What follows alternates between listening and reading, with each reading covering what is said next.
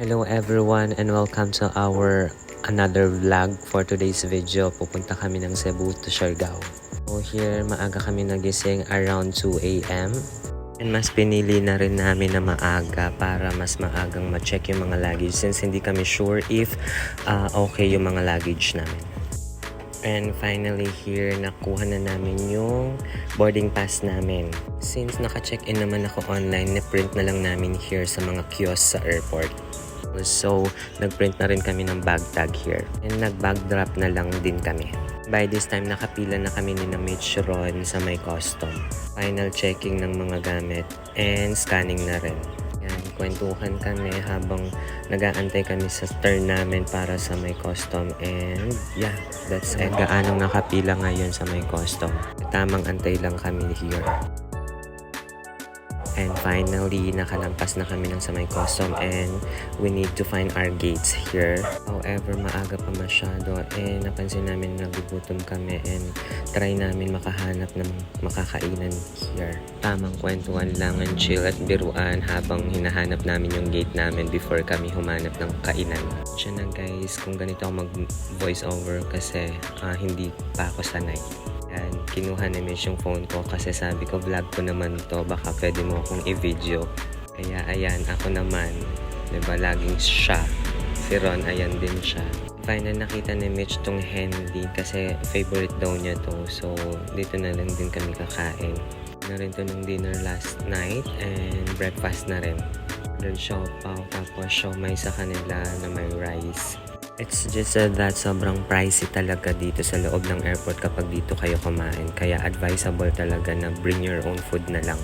Kumain na kayo before kayo magpa-check sa custom. Since di pala makakapasok yung food from there. Yan, tamang antay na lang din dito. King na rin yung face ko kung kumusta na since wala kaming tulog from last night. Finally here, nahanap na namin yung gate namin. Sa gate 117 pala kami. Mangkulitan lang before kami mag-enter ng airplane. Finally, boarding time na. And eto yung inaantay namin ni Mitch na lumakad kami dito. Sabi niya, videohan ko daw siya habang lumalakad siya dito. Yung docking, diba, papunta dun sa mismong airplane after boarding. Parang kapag naglalakad ka dito, masaya lang sa feeling. I don't know kung na-experience na din yun. Yan, tamang kulitan lang here. Dito, papasok na talaga kami ng airplane. Finally, yeah, Mitch, go, go, go. And here with us is Ron. Sabi niya, Kuya Nick, videohan mo yung mismong airplane pagpasok natin, sabi ni Mitch ay. And of course, I just want to share also with you guys, ito, yung mismong airplane na sasakyan namin. Pina-check ko na rin kina Mitch kung anong seat number kami. And sa row 19 kami, at tabi kaming tatlo, 19D, E, F kami. Finally here, nahanap na namin yung seats namin. Yung nasa tabi ng bintana.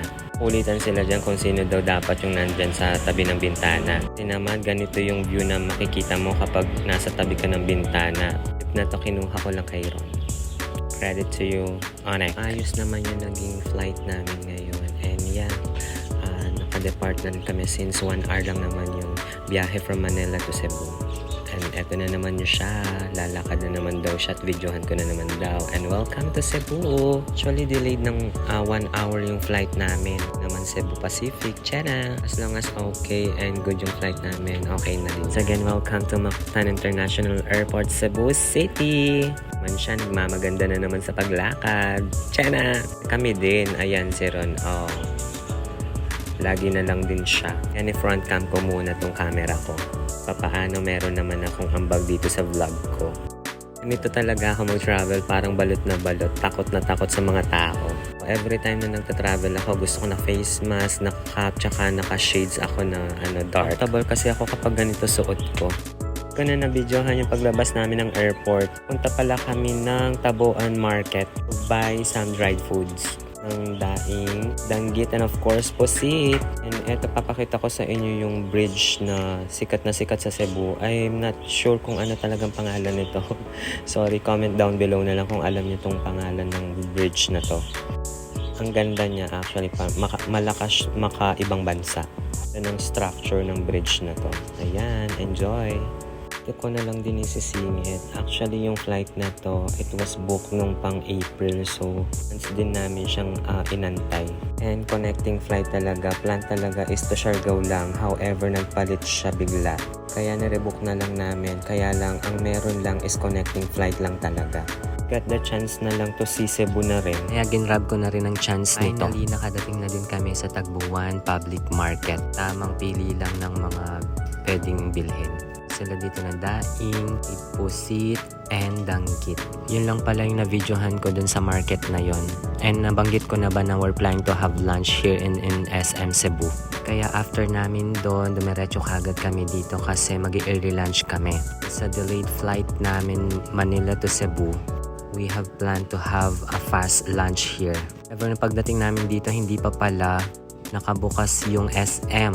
Halos nagantay pa kami ng 30 minutes. Bukas ng SM, diretso kagad sa Subuchan. Doon namin talaga matikman yung lechon ng Cebu. However, pagdating dito, nagantay pa kami ng 30 minutes kasi niluluto pa daw nila. Masyado kaming napaaga for lunch kasi. Ayan yung menu nila. For lunch, diretso kagad ng airport. Hindi na ako nakapag-video ng pagbalik namin dito. Since connecting flight naman to, matic check-in na kami. Sa gate 25A kami papasok. Pero biglang nagpalit ng 25C. Sasakay kami ng bus patungo dun sa airplane. Yan, tamang antay lang kami. Finally, nasa bus na kami patungo dun sa airplane. Bilis lang yung boarding namin dito. And malapit lang naman yung plane from the boarding gate.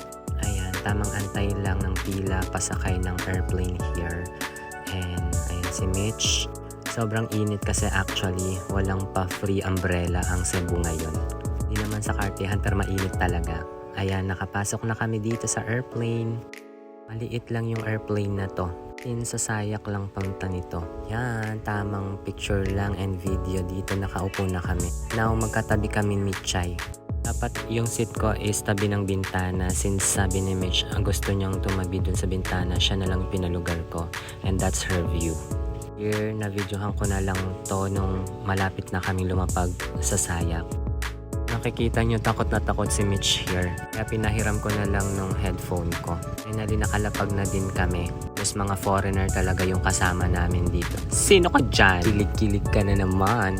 And now, yan, welcome to Siargao. Yan, videohan ko daw siya pagbaba ng airplane. Wala, masaya lang kasi safe yung flight namin and welcome to us. Ito lang actually yung airport nila dito. Liit lang talaga. Siargao Airport. Again, welcome to us. Yung full view ng departure area ng Siargao Airport.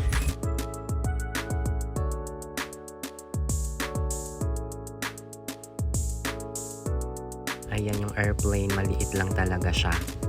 So, yeah, tamang lakad lang tayo patungo dun sa loob para kunin yung check-in baggage natin. Ayan, welcome to Afam, Chena. Videohan ko muna daw tong dalawa. Pagpasok at paglakad nila dito sa loob ng airport. Pero parang iba yung na-videohan ko dito. Sabi ko kay Michay, ako naman yung videohan niya. Kaya ayan, kinuha niya yung video and ayan, binidyohan niya ako dito sa may arrival papasok.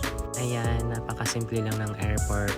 Sa arrival na kami and check natin yung bagahe natin.